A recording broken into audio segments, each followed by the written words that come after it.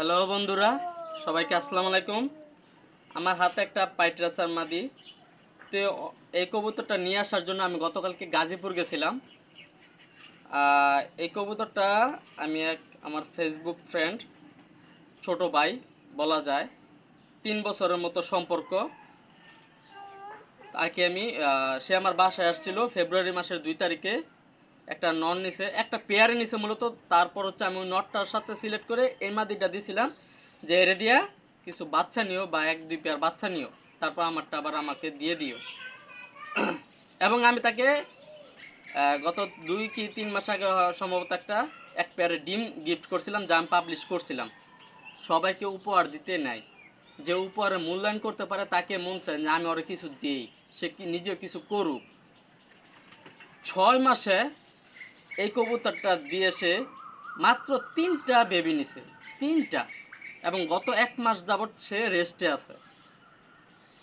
অনেকে আছে যে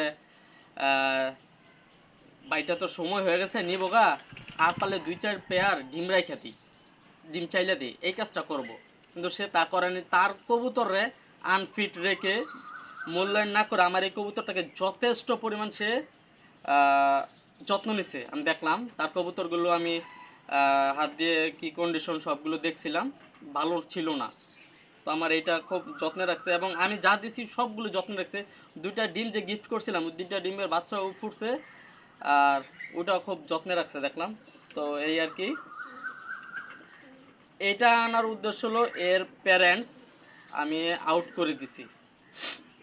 আর এখন চাচ্ছিলাম যে এবং আমি তাকে এটাও বলছি যে ভাইয়া, তোমার যদি মনে হয় আরেক পেয়ার ডিম নিতে ইচ্ছুক, তুমি দেখেন 6 মাস পরও আমি তাকে বলছি আরও যদি ইচ্ছুক হয় যে তুমি এক পেয়ার ডিম করবা, ডিম বাচ্চা তুমি করতে পারো। সে বলছে না ভাইয়া, আপনি সময় হয়েছে তো, অনেক দিনই আনছি, তো আপনি নিতে পারেন।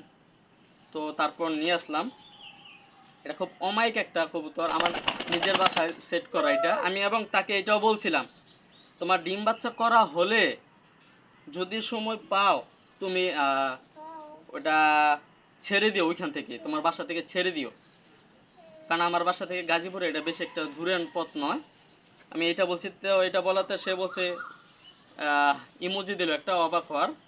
তো আমি বলছি সমস্যা নাই, এটা আয়সা পড়বো, তুমি ছেড়ে দিও পারলে। তারপর তার 2 দিন পরে বললাম, না সপ্তাহখানিক পরে বললাম যে সমস্যা নেই, যেহেতু তুমি আমার কাছ থেকে কবুতর নিচ্ছ এবং 3 বছরের মতো সম্পর্ক, আমি তোমার বাসায় যেতেই পারি। হ্যাঁ, ওই দিক থেকে বিবেচনা করে আমি বললাম যে আমি তোমার বাসায় আসবো, তোমার কবুতরগুলো আমি দেখে আসবো না, যেহেতু আমি আরও এক পেয়ার দিছি, তো ওইটা আমি দেখে আসছি।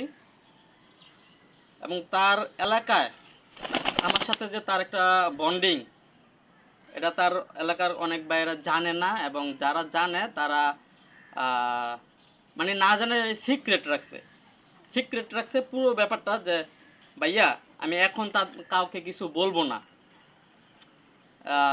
এইখানে তো হচ্ছে টিকটক, জাস্ট আপনার ভাইবাদার, ওইখানে সে আমার ফেসবুক, টিকটক তো সবে মাত্র, আর ফেসবুক আমার ওইখানে সে অনেক দিনের সম্পর্ক।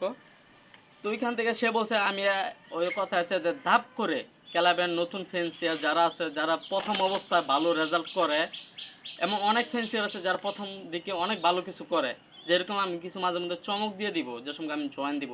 সে এখন কালেকশন করতেছে, বাট আরও সেই ভালো কিছু এদিক থেকে ওদিক থেকে বিভিন্ন জায়গা থেকে সংগ্রহ করে একটা পরে ভালো দাইন মারার চেষ্টা করতেছে, এই আর কি। তো এটা আমার নিজের বাসায় সেট করে, এবং ওরে নিয়ে করছিলাম যে পুতুল, এক কথায় পুতুল একটা মাদি, যা ছাইরা দিলাম, সমস্যা নাই, সে আমার বাসায় আছে।